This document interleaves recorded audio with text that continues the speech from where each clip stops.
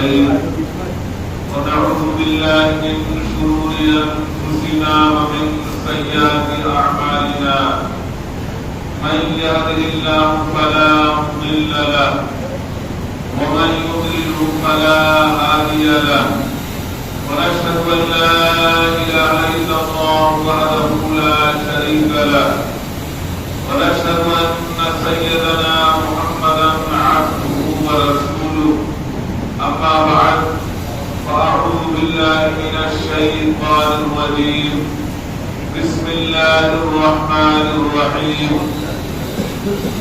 ولو أنهم إذ ظلموا أنفسهم جاءوك فاستغفروا الله واستغفر لهم الرسول لوجدوا الله توابا رحيما صدق الله مولانا العظيم وبلغنا رسوله النبي الكريم الأمين آئیے ہمارا سب سے پہلے انتہائی عقیدت و محبت کے ساتھ حضور احمد مصطفیٰ محمد مصطفیٰ صلی اللہ تعالی علیہ وسلم کی بارگاہ اقدس میں درود پاک کا نذرانہ پیش کریں. اللهم صل على سيدنا مولانا محمد وبارك وسلم صلاة وسلاما عليك يا رسول الله صلاة وسلاما عليك يا حبيب الله.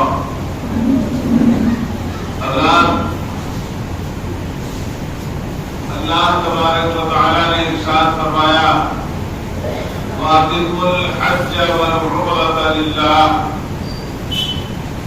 اللہ کے لیے حج اور عمرے کی ادائیگی کرو. اور فرمایا وَلَوْ أَنَّهُمْ إِذْ ظَلَمُوا أَنفُسَهُمْ،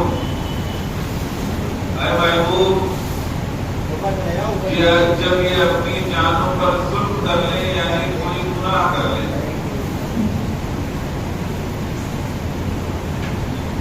واستغفروا اللہ تو اللہ سے معافی چاہیں واستغفر لهم الرسول اور رسول ان کی سفارش فرمائے لوجدوا اللہ توابا رحیما تو یہ اللہ کو توبہ قبول کرنے والا اور رحم کرنے والا پائے. اس آیت کریمہ میں پہلی آیت میں اللہ تبارک و تعالی نے حج اور عمرے کا ذکر فرمایا اور دوسری آیت میں سید عالم نور مجسم صلی اللہ تعالی علیہ وسلم کی بارگاہ میں حاضری کے بارے میں فرمایا. صاحب استطاعت پر اور صاحب قدرت پر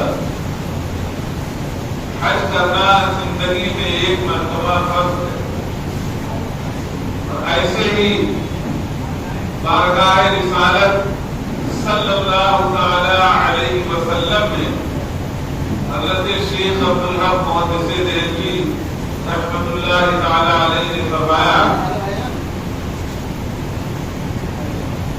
کہ اللہ کے رسول صلی اللہ علیہ وسلم کی قبر پر حاضری حج کے شرائط میں سے نہیں ہے لیکن حج کی قبولیت کا ذریعہ ہے اور یہ واجب کے قریب ہے.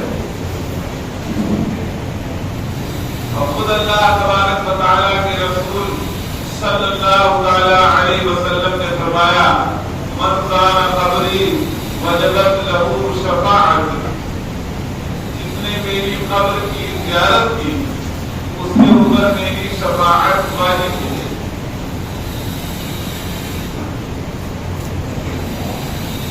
اور سید عالم نور مجسم صلی اللہ تعالی علیہ وسلم نے فرمایا کہ جو میری مسجد میں 40 نمازیں پڑھے گا اللہ تبارک و تعالی اسے نفاق سے دور کروا دے گا.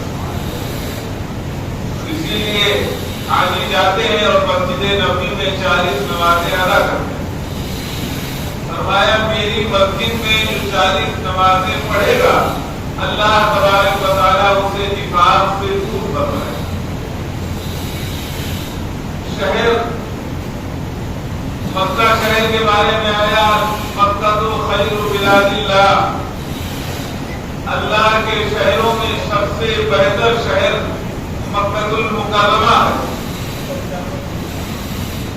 اور مدینے کے بارے میں سید عالم صلی اللہ تعالی علیہ وسلم نے فرمایا غبار المدینہ دواء من کل داء، مدینے کا غبار بھی ہر بیماری کے لیے دوا ہے۔ مدینے کا غبار بھی ہر بیماری کے لیے دوا ہے۔ پھر دونوں شہروں میں فرق یہ ہے کہ مکے میں ایک دیوانگی ہوتی ہے، ننگے سر ننگے پیر صرف بدن پر 2 چادریں، 2 ہی چادریں ہوتی ہیں۔ وہاں ایک دیوانگی کا عالم ہوتا ہے، کہیں طواف کرنا، کہیں رمل کرنا، کہیں استوا کرنا، کہیں صفا اور مروہ کی سعی کرنا، کھڑے کھڑے آب زمزم پینا، کھڑے ہو کر وقوف عرفہ کے دن دعائیں کرنا دھوپ میں۔ مکے میں ایک دیوانگی ہوتی ہے، یہ مکہ ہے، یہاں دیوانگی بھی حسن ایما ہے، مگر طیبہ میں دامن ہوش کا چھوٹا تو سب چھوٹا۔ مکے میں ایک دیوانگی ہے، وہاں بلند آواز سے آدمی تلبیہ پڑھتا ہے، ہر طرف شور سنائی دیتا ہے۔ تو وہاں یہ مکہ ہے، یہاں دیوانگی بھی حسن ایما ہے، لیکن مگر طیبہ میں دامن ہوش کا چھوٹا تو سب۔ اور مدینے کا ادب یہ ہے اے پائے نظر ہوش میں آ، پورے نبی ہے، آنکھوں سے بھی چلنا یہاں بے ادبی۔ حضرت سلیمان علیہ السلام اپنے تخت پر گزر رہے تھے، چاروں طرف جنات انسان آپ کے چاروں طرف دائیں بائیں آگے پیچھے۔ ایک جگہ آئی جہاں پر حضرت سلیمان نے حکم دیا کہ تخت کو نیچے کیا جائے، تخت نیچے کیا گیا۔ اب حضرت سلیمان علیہ السلام اور ان کا پورا لشکر، جنات و انسان، چرندوں پرند، سب پر آپ کی حکومت تھی، سب پیدل چلنے لگے۔ جب کافی دیر ہو گئی تو حضرت سلیمان علیہ السلام نے ارشاد فرمایا کہ تخت لاؤ۔ آپ تخت پر بیٹھ گئے، تخت پھر ہوا میں چلنے لگا۔ ساتھیوں نے پوچھا یہ کیا وجہ تھی کہ آپ یہاں سے کافی دور پہ تخت آپ نے اتارا، پیدل چلے؟ ہم سب کو بھی پیدل چلایا۔ اب کافی جگہ دوری گزر گئی تو آپ پھر تخت پر بیٹھ گئے اور اوپر چلنے لگے۔ تو حضرت سلیمان علیہ السلام نے ارشاد فرمایا کہ جہاں پر ہم پیدل چلے تھے ابھی یہ جنگل ہے، لیکن سب سے آخر میں نبی آخر الزمان آئیں گے، مکے میں پیدا ہوں گے اور یہاں پر ہجرت فرمائیں گے، یہی انتقال فرمائیں گے اور یہی اپنی آخری آرام گاہ بنائیں گے۔ یعنی یہی ان کی قبر، یہ فضیلت ہے، شہر مدینہ ہے۔ یمن کا بادشاہ طوبہ آیا، سرکار کے 1000 سال آنے سے پہلے، جب وہ مدینہ جہاں پر ہے وہاں آیا، ایسے ہی جنگل کھائی تو رک گیا۔ اس کے ساتھ 4000 یا 400 عالم میں تھے اس زمانے کے، یمن کا بادشاہ کا طوبہ۔ جب وہ یہاں آیا 400 علماء کرام تھے یا 4000 تھے، کسی جگہ پر ٹھہرا اور ٹھہرنے کے بعد جب چلنے کا ارادہ کیا تو علماء کرام نے جانے سے منع کر دیا کہ ہم یہیں رہیں گے، ہم نہیں جائیں گے یہاں، ہمیں ہمیں یمن نہیں جانا ہے۔ تبا نے پوچھا آخر کیا وجہ ہے؟ تو علماء کرام نے فرمایا ہم نے کتابوں میں پڑھا ہے کہ یہی وہ جگہ ہے جہاں پر نبی آخر الزمان آئیں گے آخری عمر میں، اپنی آخری عمر یہی گزاریں گے، یہی انتقال فرمائیں گے، یہی ان کی قبر بنے گی، یہی پر دفن ہوں گے۔ لہذا ہم چاہتے ہیں کہ ہم ان کا انتظار کریں، اگر مل جائیں گے ٹھیک، نہیں ملیں گے تو ہماری قسموں کو ملیں گے، وہ وہاں تک ہمارا سلام پہنچا دیں گے۔ تبا نے جب یہ سنا تو 400 مکان علماء کرام کے لیے بنوائے اور ایک مکان سید عالم نور مجسم صلی اللہ علیہ وسلم کے لیے بنوایا، جسے ابو ایوب انصاری کا گھر کہتے ہیں، وہ تبا نے ہی بنوایا تھا۔ اور خط کیا، کہا یہ نسل در نسل اللہ کے رسول کے پاس میرا خط پہنچا دیا جائے۔ 400 علماء کرام پہی رہے، ان کی نسلیں بنی پڑھی، اور تبا نے جو خط دیا تھا وہ مکے میں ایک جگہ پر اللہ کے رسول صلی اللہ علیہ وسلم کو پہنچا دیا ہے۔ اتنا عظمت و فضیلت، بزرگ و برتر شہر ہے شہر مدینہ۔ مدینہ پہلے یہ سرد تھا، وباؤں، بیماریوں، مرضوں کا گھر تھا، لیکن جب اللہ کے رسول صلی اللہ تعالی علیہ وسلم تشریف لائے تو مدینہ بن گئے، اب شفا کا گھر ہو گیا۔ نہ ہو آرام جس بیمار کو سارے زمانے سے اٹھا لے جائے تھوڑی خاک ان کے آسمانے سے۔ مدینہ جس سرکار نے ہجرت فرمائی اور آپ کے ساتھ صحابہ کرام نے بھی ہجرت فرمائی۔ حضرت عائشہ صدیقہ رضی اللہ تعالی عنہا نے ایک دن کہا کہ میں اپنے والد ابو بکر کو دیکھنے کے لیے جا رہی ہوں۔ جب وہ وہاں گئی تو دیکھا ابو بکر، حضرت ابو بکر سخت بخار میں بے ہوش پڑے ہوئے اور مکہ مکرمہ کو یاد کر کے رو رہے ہیں اور کہہ رہے ہیں کہ پتہ نہیں ہمیں وادی بتا یعنی مکے کی زیارت زندگی میں ہوگی کہ نہیں ہوگی۔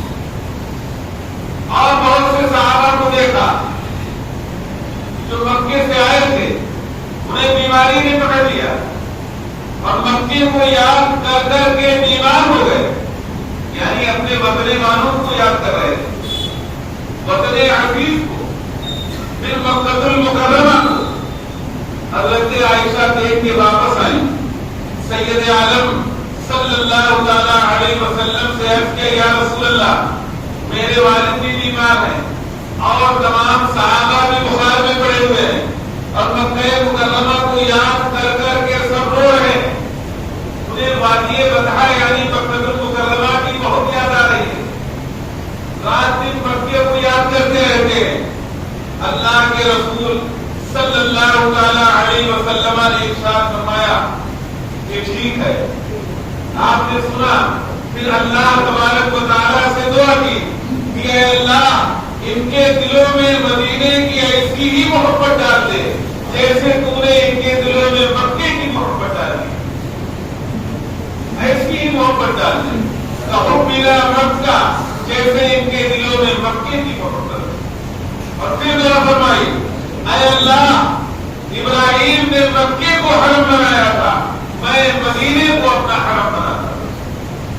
اے پروردگار عالم ابراہیم نے مکے والوں کے لیے دعا کی تھی وارزق اہلہ من الثمرات، مکے کے رہنے والوں کو پھلوں کا رزق عطا فرما۔ اے پروردگار میں مدینے کے لیے دعا کرتا ہوں کہ اے پروردگار تو مدینے والوں کو پھلوں کا رزق عطا فرما۔ اللہ تبارک و تعالیٰ کے رسول صلی اللہ تعالی علیہ وسلم نے دعا کی کہ ابراہیم نے مکے کو حرم بنایا تھا، میں مدینے کو اپنا حرم بناتا۔ اور پھر صحابہ کرام میں اتنی محبت پیدا ہو گئی مدینہ منورہ کی کہ حضرت عمر فاروق اعظم رضی اللہ تعالی عنہ فرماتے ہیں اللہم ارزقنی شہادتا فی سبیلک واجعل موتی فی بلد حبیبک، اے پروردگار مجھے اپنے راستے میں شہادت عطا فرما، یعنی مجھے شہادت کی موت عطا فرما، اور واجعل موتی فی بلد حبیبک، اور مجھے موت اپنے حبیب کے شہر یعنی مدینے میں عطا فرما۔ اتنی محبت صحابہ کرام کی تو مدینہ حرم کی جمیل زمین اور قدم رکھ کے چلنا، ارے سر کا موقع ہے وہ جانے والے، پیشے نظر گزر بہار، سجدے کو دل میں بے قرار، روکیے سر کو روکیے، ہاں یہی تو امتحان ہے۔ وہاں حکم ہے کہ طواف میں دعائیں کریں، بلند آواز سے کریں یا دھیرے کریں، وہاں حکم ہے ننگے سر چلیں، وہاں حکم ہے حجر اسود کا بوسہ لیں، استلام کریں، چاہے تو رکن یمانی کو بھی چھو لیں، وہاں حکم ہے کھڑے ہو کر آگے زمزم کیے، لیکن یہاں حکم ہے کہ جب بارگاہ رسالت میں حاضر ہو، بہت سارے لوگ جاتے ہیں نا بلند آواز سے وہاں سلام پڑھتے ہیں، بلند آواز سے وہاں سلام پڑھنا منع، وہاں دل میں ہی سلام پڑھ لیں۔ قرآن کریم نے فرمایا یا ایھا الذین آمنوا لا ترفعوا اصواتکم فوق صوت النبی، اپنی آواز کو نبی کی آواز پر بلند نہ کرو، وہ کوئی عام انسان نہیں تھے، وہ سب سے اشرف اور سب سے افضل انسان تھے، اور سارے نبیوں میں سب سے افضل تھے۔ خلق سے اولیاء، اولیاء سے رسول، اور رسولوں میں اعلیٰ ہمارا نبی، وہ سب سے افضل تھے، جس کے قلبوں کا دھوبر ہے آب حیات ہے، وہ جانے مسیحا ہمارا نبی۔ وہاں تو حکم ہے کہ دھیرے دھیرے سلام پڑھا جائے، سر جھکا کر داخل ہوا جائے باب السلام، اور باب بقی کی طرف نکلا جائے، مسجد کے نقش و نگار کو نہ دیکھا جائے، اپنے آپ کو بہت بڑا گنہگار سیاحکار ناہمجار تصور کر کے بارگاہ رسالت میں سر جھکائے ہوئے حاضری دی جائے، اور دل میں سلام پڑھا جائے، کہاں بلند آواز سے آگے سلام نہ پڑھا جائے، جالی اور دیواروں کو ہاتھ نہ لگایا جائے، کیونکہ یہ ہاتھ اس مقدس جگہ کے مس ہونے کے قابل نہیں۔ بہت سارے لوگ جاتے ہیں وہاں بلند آواز سے سلام پڑھتے ہیں، بلند آواز سے بنا ہے وہاں سلام پڑھنا، وہاں تو اونچی آواز کرنا ہی بنا ہے، مگر طیبہ میں دامن ہوش کا چھوٹا تو سب چھوٹا۔ یہ فارسی شاعر نے کہا ہے در مکہ دیوانہ باش و در مدینہ ہوشدار، یعنی مکے میں دیوانے بن جاؤ، دیوانگی ہے احرام میں، ننگے سر ننگے بدن آدمی گھوم رہا ہے، رمل کر رہا ہے، موڑا کھلا اتباع کر رہا ہے، یہ دیوانگی ہے، صرف دو چادریں جسم پر ہے، کوئی سلا ہوا کپڑا نہیں۔ تو در مکہ ہوشدار، در مکہ دیوانہ باز و در مدینہ ہوشدار، مکے میں دیوانوں کی طرح رہو، اللہ کی بارگاہ دیوانوں کی طرح رہو، بدر مدینہ ہوشدار، اور مدینے میں اپنے آپ کو ہوش و حواس کے ساتھ رکھا، اپنے آپ کو ہوش و حواس کے ساتھ رکھو، کیونکہ یہاں یہ عظیم بارگاہ ہے، وہ جگہ جو جس میں اللہ سے مس ہے، وہ عرش اعظم سے بھی افضل ہے، وہ عرش اعظم سے بھی افضل ہے۔ حضرت شیخ عبدالحق محدث دہلوی فرماتے ہیں کہ مسجد نبوی میں 2 رکعت نماز پڑھنے کا ثواب اس حج کے برابر ہے۔ وہ تو ہے کہ وہاں ایک نماز 50,000 پڑھا، اس میں کوئی شک نہیں۔ فرماتے ہیں 2 رکعت نماز ایک حج کے برابر، اور قبا میں 2 رکعت نماز ایک عمرے کے برابر، یعنی ثواب عمرے